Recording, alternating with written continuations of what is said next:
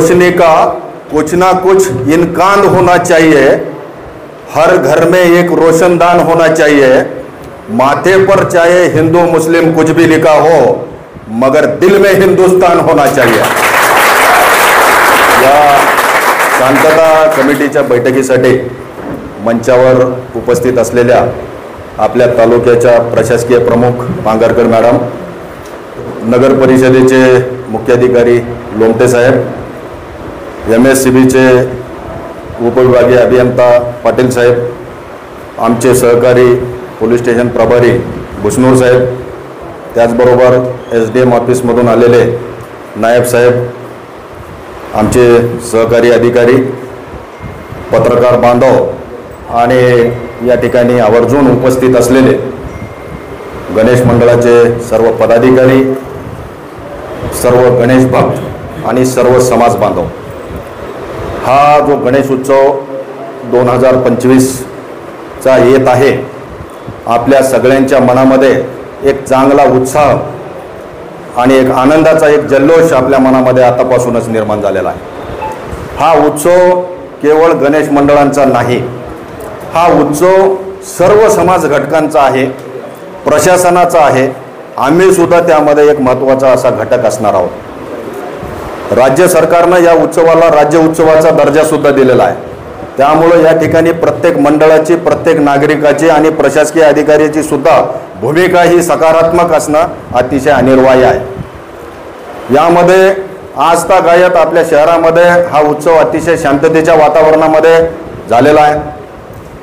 हाही उत्सव आपण सर्वजण मिळून शांततेच्या वातावरणामध्ये पार पाडणार आहोत। उत्साह आणि आनंद त्यामध्ये असणार आहे, परंतु हे करत असताना कुठलाही कायद्याचा भंग होणार नाही, ही सर्वात महत्त्वाची जबाबदारी सर्व मंडळांची असणार आहे। आम्ही तुमच्या सोबत असणार आहोत, तितक्यात उत्साहानं आनंदानं सहभागी असणार आहोत, पण कुठपर्यंत? जोपर्यंत कायदा मोडला जाणार नाही तोपर्यंत। त्याच्यानंतर मात्र आम्ही तुमच्या सोबत असणार नाहीत, हे आपण कृपया लक्षात घेतलं पाहिजे। या उत्सवामध्ये सर्व समाज बांधव असतील, हिंदू बांधव असतील, मुस्लिम बांधव असतील, आणि उत्सव साजरा करणं म्हणजे काय?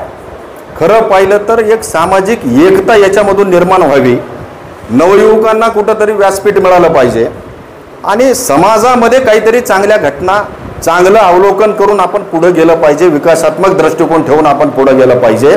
हा या उत्सवांचा, सर्वच उत्सवांचा एकमेव उद्देश आहे। त्यामुळं आपण या उत्सवाच्या वेळी आपल्याकडून इतर कुठल्या समाजाचा अनादर होईल, एखाद्या व्यक्तीला काहीतरी वाईट वाटेल, मग देखाव्याच्या स्वरूपात असेल, घोषणेच्या स्वरूपात असेल किंवा अन्य काही स्वरूपामध्ये असेल, तर हे संपूर्णतः आपण टाळायचं आहे। आता माईक ठेवू का खाली? चालू आहे का? चालू आहे माईक? आवाज मोठा असल्यामुळे माईक चालू आहे असं वाटलं आपल्याला, मागे येते ना आवाज?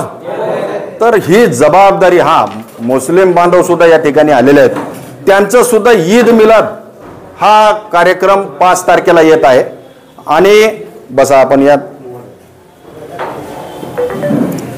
हा हिंदू मुस्लिम सामाजिक एकता, आमचे दलित बांधव असतील, साळी माळी कुष्टी 18 पगड जाती या आपल्या हिंदुस्थानमध्ये अतिशय एकोप्यानं नांदत आलेल्या आहेत अनादी कालापासून, आणि सर्व समाज घटक या ठिकाणी एकत्र नांदतायत, म्हणजेच विविधतेतून एकता हे आपल्या संस्कृतीचं प्रतीक आहे। मी जसं म्हटलं की ईद मिलादचा सुद्धा 5 तारखेला आहे, आपण काय तो चेंज केलाय पुढं, आपण ते गणपती उत्सवाच्या थोडं पुढं नेला तर तो अतिशय चांगला राहू शकेल। त्यामुळं आपल्याला ह्या सर्व घटकांना सोबत घेऊन हा उत्सव साजरा करायचा आहे। कुठलाही धर्म हा इतर धर्माचा द्वेष करा असं शिकवत नाही। नफरत जो सिखाए वो धर्म तेरा नहीं है, नफरत जो सिखाए वो धर्म तेरा नहीं है, हिंसा को जो रौंदे वो कदम तेरा नहीं है। तू अमन और सुलह का अरमान बनेगा, तू हिंदू बनेगा ना मुसलमान बनेगा, हिंसा की औलाद है तू हिंसा बनेगा। त्यामुळं आपल्याला एक माणुसकी जोपासणारा एक जबाबदार नागरिक म्हणून इथून पुढे काम करायचं आहे, हे आपण लक्षात ठेवलं पाहिजे। मर्यादा फक्त गणेश उत्सव आणि सणा उत्सवाची नाही, जीवनामध्ये आपल्याला जर पुढे जायचं असेल तर एक चांगला सकारात्मक दृष्टिकोन, मानवतेचा दृष्टिकोन आपण ठेवला पाहिजे। इन्सानियत ही पहिला, धर्म है इंसान का, इंसानियत ही पहला धर्म है इंसान का, उसके बाद में पन्ना खुलता है गीता और कुरान का। त्यामुळं आपण या सगळ्या गोष्टी लक्षात ठेवून हा उत्सव अतिशय आनंदामध्ये साजरा करा। आम्ही तुमच्या सोबत आहोत। उत्सवाच्या बाबतीतच्या सूचना दिलेल्या आहेत भुसनर साहेबांनी, परंतु त्याच्यामध्ये MSEBचं कनेक्शन हे व्यवस्थित रीतीने असलं पाहिजे। त्या ठिकाणी कुठलेही, आता कसं आहे, आपण गणपतीला पुष्पमाला अर्पण करणार आहोत, त्या ठिकाणी केळाचे खांब लावतो आपण, एखादं जनावर त्या ठिकाणी येणार नाही, त्यामुळे स्वयंसेवक त्या ठिकाणी असले पाहिजेत। आमच्या पोलीस अधीक्षक साहेबांनी सुद्धा यावर्षी 2 योजना जाहीर केलेल्या आहेत। या ठिकाणी जसं CO साहेबांनी सांगितलं की सामाजिक उपक्रम जे मंडळ राबवतील त्या मंडळांना आम्ही असं बक्षीस जाहीर करू। समाज उपयोगी कार्यक्रम आपण घ्याच, परंतु आमचा विषय हा सामाजिक सुरक्षा, जनतेच्या सुरक्षेचा असल्यामुळे, मंडळांच्या सुरक्षेचा असल्यामुळे आमची पहिली योजना साहेबांनी जाहीर केलेली आहे, ती म्हणजे माझं लातूर सुरक्षित लातूर। आणि हे कसं बरं ठेवायचं आहे तर आम्ही सुद्धा त्याचं परीक्षण करणार आहोत। माझं लातूर सुरक्षित लातूर या योजनेमध्ये प्रत्येक मंडळाला जर सहभागी व्हायचं असेल तर त्याने आपल्या मंडळाजवळ 4 CCTV कॅमेरे लावणं अनिवार्य आहे। आणि ते CCTV कॅमेरे आपण भाड्याने लावायचे नाहीत, ते विकत घेऊन लावायचे आपल्या मंडळाच्या वतीनं। आणि ते त्या मंडळाच्या त्या ठिकाणी लावल्यानंतर जेव्हा उत्सव संपेल त्यावेळेला तेच कॅमेरे काढून आपण आपल्या मंडळाच्या, आपल्या गल्लीच्या चौकामध्ये, रस्त्यावर लावायचे, जेणेकरून भविष्यातील सुद्धा सुरक्षा आपण त्या ठिकाणी व्यवस्थित करू पाहत आहोत। कुठला गुन्हा जर रस्त्यावर घडला, काही लूटपाट जर झाली, एखाद्याचा मोबाईल ओढून नेला, जे साक्षीदार पुढे येऊन काम करू शकत नाहीत ते काम हे कॅमेरे करू शकतात। आत्ताच रेणापूरला एक मर्डरचा गुन्हा दाखल झालेला आहे। त्या गुन्ह्याची हकीकत जी होती त्यामध्ये लिप्त असणारा एक व्यक्ती सांगत होता की बाबा माझ्या समोर असं असं झालंय, म्हणजे तो मी साक्षीदार आहे असं सांगत होता, पण योगायोगाने त्या गल्लीत एका व्यक्तीने एक कॅमेरा बसवलेला होता आणि मग ते कॅमेऱ्यामध्ये ते दोघे जण डेड बॉडी घेऊन जाताना दिसले। म्हणजे त्या ठिकाणी अतिशय महत्त्वाचा असा पुरावा मिळाला। आपलं गाव जर सुरक्षित ठेवायचं असेल, आपली गल्ली जर सुरक्षित ठेवायची असेल, आपलं घर जर सुरक्षित ठेवायचं असेल तर त्या ठिकाणी जेवढा तुमचा रखवालदार काम करू शकणार नाही डोळ्यात तेल घालून, तेवढा आपला एक कॅमेरा काम करू शकतो। त्यामुळं आपण प्रत्येक मंडळानं 4 कॅमेरे कमीत कमी त्या ठिकाणी लावावेत। जर जेवढे मंडळ 4 कॅमेरे लावतील मॅडम, त्या मंडळांचा सत्कार, 4 कॅमेरे जर लावले तर त्या सर्व मंडळांचा सत्कार हे पोलीस स्टेशन स्तरावर होणार आहे। भुसनूर साहेब त्यांना प्रमाणपत्र देतील आणि त्यांचा सत्कार करतील। जर तुम्ही 8 कॅमेरे लावले, ज्या मंडळानं 8 कॅमेरे लावले तर त्यांचा सत्कार, असंच ऐकू येते ना, त्यांचा सत्कार DYSP म्हणून आम्ही करणार आहोत। बघा, जर DYSPचं प्रमाणपत्र घ्यायचं असेल तुम्ही 8 कॅमेरे लावायचे। जर तुम्ही 12 कॅमेरे लावले तर आमचे ॲडिशनल SP सर तुम्हाला प्रमाणपत्र देऊन तुमचा गौरव करतील मंडळाचा। आणि जर तुम्ही 16 कॅमेरे लावले तर SP सर तुमचं प्रमाणपत्र देऊन त्या ठिकाणी गौरव करणार आहेत। अशी ही आपलं लातूर सुरक्षित लातूर योजना आहे। त्यामुळे आता काही छोटे मंडळ असतील ते 16 लावू शकणार नाहीत, पण तुम्ही निश्चित प्रमाणात 4 तरी कॅमेरे त्या ठिकाणी आपण लावावेत आणि या योजनेमध्ये सहभागी व्हायचं आहे। शेवटी स्वतःची सुरक्षा आपल्या हातामध्ये आहे। पोलिसांची संख्या कमी आहे, आम्ही तुमच्यासाठी जरूर आहोत, मंडळांसाठी जरूर आहोत। येणाऱ्या गर्दी करू पाहणाऱ्या, आपल्या मंडळाची मिरवणूक पाहायला आलेल्या लोकांच्या सुरक्षेची काळजी आम्ही घेणारच आहोत पोलीस म्हणून, पण आपली सुद्धा काळजी त्या कॅमेऱ्याच्या माध्यमातून चांगल्या पद्धतीने त्या ठिकाणी सिक्युरिटी निर्माण होऊ शकते। त्यामुळं आपण हे कॅमेऱ्याची योजना त्या ठिकाणी राबवली पाहिजे। दुसरी एक योजना जी आहे ती म्हणजे एक मंडळ एक पोलीस अंमलदार अशा पद्धतीची आहे। म्हणजे तुमच्या मंडळाच्या संपर्कात दररोज किमान एक तरी व्हिजिट आमचा संबंधित कर्मचारी जो तुमच्या मंडळाला नेमलेला आहे तो तुमच्या मंडळाशी समन्वय ठेवणार आहे आणि त्या समन्वयामधून मंडळाची काही अडचण असेल, आमच्या काही सूचना असतील, या बाबतीमध्ये सुसंवाद आणि एक चांगला समन्वय साधण्याचं काम त्या ठिकाणी होणार आहे। त्यामुळे आपण याही गोष्टीला प्रतिसाद द्यावा। त्यासोबतच आपले सुद्धा सुरक्षा सेवक, स्वयंसेवक त्या ठिकाणी आपण नेमायचे आहेत। प्रश्न जो आहे महत्त्वाचा तो म्हणजे विसर्जन मिरवणुकीचा आहे। जे काही लाईटच्या तारा असतील, रस्त्यावरचे थोडे काही खड्डे असतील, खड्ड्याचा विषय इथं निघाला नाही, याचा अर्थ रस्ते चांगले आहेत आपल्या भागामध्ये, आणि ज्या गोष्टी त्या ठिकाणी आपल्याला स्ट्रक्चरल बाबी ज्या आहेत ते स्थानिक प्रशासन करणार आहे।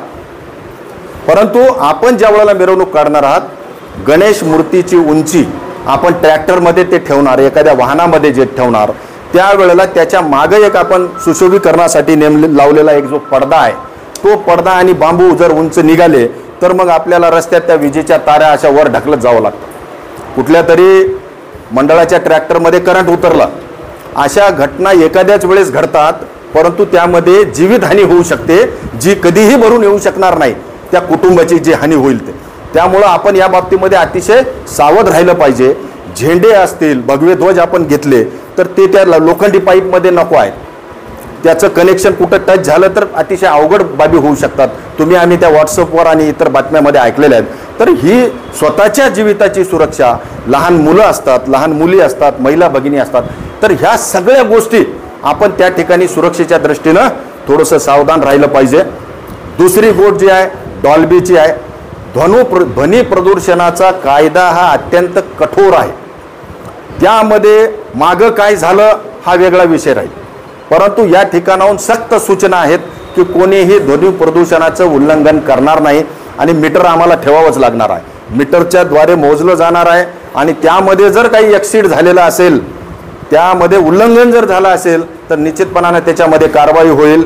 माझी आपल्याला या ठिकाणी विनंती राहील, पण आम्ही तुम्हाला तिथे भांडत बसणार नाही, आम्ही आमची कारवाई करू. माझी आपल्याला विनंती राहील की मॅडमनी सुद्धा मुद्दा काढलेला आहे, तो म्हणजे उत्सवाचं पावित्र्य कसं राखलं जाईल.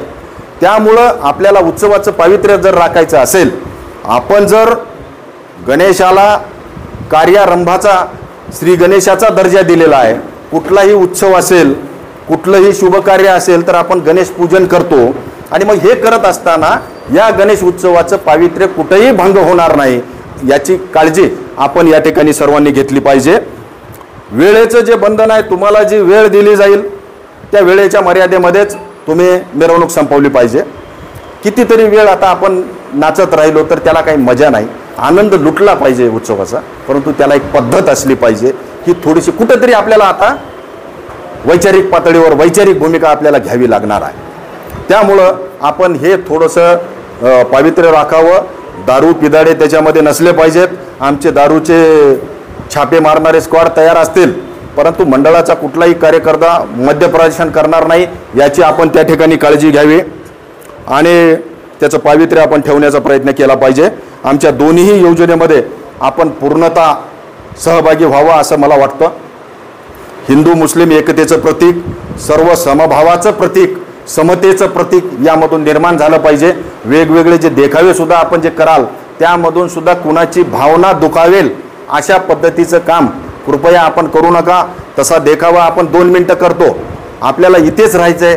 आपले शेजारी बांधव आहेत, वेगळ्या जाती धर्माचे असतील आणि आपल्याला संविधानानं सांगितलेलं आहे किंवा तुम्हाला स्वातंत्र्य आहे कुठल्या धर्माचं तुम्ही आचरण करायचं आहे. त्यामुळं प्रत्येकाला आपापल्या धर्माचं शांततामय वातावरणात, आनंदामध्ये वातावरण त्या ठिकाणी आचरण करू द्यावं. रस्त्यामध्ये मस्जिद असेल तर त्या ठिकाणी जास्त रेंगाळणं योग्य नाही. मुस्लिम बांधवांना त्यांची थोडीशी स्पेस आपण त्या ठिकाणी दिली पाहिजे. नमाजाची वेळ असेल आपण थोडंसं पुढे निघालं पाहिजे. अशा पद्धतीनं एकमेकाचा मान सन्मान, एकमेकाच्या धर्माचा आदर आपण या ठिकाणी करूयात आणि चांगल्या पद्धतीचं हे जो उत्सव आहे हो आपण पुढे घेऊन जायचं आहे. आणि सगळ्यात महत्त्वाची जी बाब आहे ती म्हणजे, आता मला ते थोडंसं बघून काही वाचता येत नाही, त्यामुळं आपण थोडंसं त्या दृष्टीनं कसे आपण हा उत्सव समाज उपयोगी ठरू शकेल, दुसऱ्याला कसा कमीत कमी त्रास होऊ शकेल. मग तो तुमच्या आरतीचा स्पीकर जरी असेल तर तो कमीत कमी वेळ वाजवणं. डॉल्बीमुळं, या स्पीकरमुळं बरेच मोठमोठे नुकसान आपण भविष्यामध्ये मागच्या काळामध्ये बघितलेले आहेत. त्याच्यामध्ये पेशंट जे असतील, एखाद्या गल्लीमध्ये कुठं पेशंट असू शकतो, वयस्कर नागरिक आहेत, लहान लेकरं आहेत, यांना फार त्रास होतो त्या आवाजाचा. त्यासोबतच समजलं की नाही, पेशंट जी लोकमंडळी आहे, विद्यार्थी असतील, काही लोकांच्या परीक्षा चालू असतात, अध्ययन चालू असतंय, बरोबर आहे की नाही, तर त्याला कुठंही अशी अडचण अडथळा निर्माण होणार नाही हे आपण त्या ठिकाणी लक्षात घ्यावं. आणि एक जे अहमदपूर वासियांनी जो काही एक चांगला पॅटर्न निर्माण केलेला आहे, अहमदपूरचं नाव जे आहे, तुम्ही अगोदर अहमदपूर पॅटर्न पाळला आणि नंतर लातूर पॅटर्न घडला हे आम्हाला माहीत आहे. त्यामुळे शांततेचा सुद्धा पॅटर्न आपण त्याच धर्तीवर या ठिकाणी राबवावा. आमचं जे सुरक्षित लातूर, आपलं लातूर सुरक्षित लातूर या योजनेमध्ये जास्तीत जास्त मंडळांनी सहभागी व्हावं. त्याचबरोबर एक सामाजिक एकता कशी निर्माण होईल ती एक तारीख थोडीशी आपण मागं पुढं करून घेतली तर चांगली राहील. ईद मिलादची, ईद मिलादचा जो दिवस आहे तो एकमेकाला आपण मिठी मारण्याचा, एकमेकांना हस्तांदोलन करण्याचा आहे. काही जर आपले मतभेद झाले तर त्या दिवशी आपण सोडून द्यायचे आहेत. ते पैगंबर साहेबाची जयंतीचा तो दिवस आहे. तर या उत्सवाच्या माध्यमातून जास्तीत जास्त सर्व समाज बांधव, वेगवेगळे समाज बांधव कसे जवळ येतील या दृष्टिकोनातून आपण सजग राहावं एवढं मी आपल्याला आवाहन करतो. आणि पुन्हा एकदा मंडळांना विनंती करतो की आपण कुठलाही कायद्याचा बिमोड होईल, कायदा मोडला जाईल असं कृपया वर्तन त्या ठिकाणी करू नये. आपण सर्वजण कायदा पाळणारे आणि जबाबदार नागरिक आहोत अशा पद्धतीचं वर्तन या ठिकाणी आपण ठेवूयात आणि हिंदू मुस्लिम सर्व समाज बांधव एक होऊन हा उत्सव साजरा करूयात. चमन में फूल हाथों में गुलदान रहने दो, चमन में फूल हाथों में गुलदान रहने दो, मंदिरों में भजन मस्जिदों में आजान रहने दो, लाल हरे पीले रंग में ना बांटो हमको, हमारे सर पर ये तिरंगा हर वक्त लहराने दो, हर वक्त लहराने दो. शेवटी आपण कुठल्याही जाती धर्माचे जरी असलो तरी सुद्धा या देशाचे आणि भारत मातेचे नागरिक आहोत. ही भूमिका आपण कायम आणि कायम आपल्या मनामध्ये रुजवली पाहिजे एवढं मी आपल्याला आवाहन करतो. आणि शांततेत हा उत्सव साजरा पार पडेल अशी मी आपल्याला आमच्याकडून आणि तुमच्या दोघांची सुद्धा हमी आहे असं समजून या ठिकाणी थांबतो. जय हिंद, जय महाराष्ट्र. आवाज बहुजनांचा.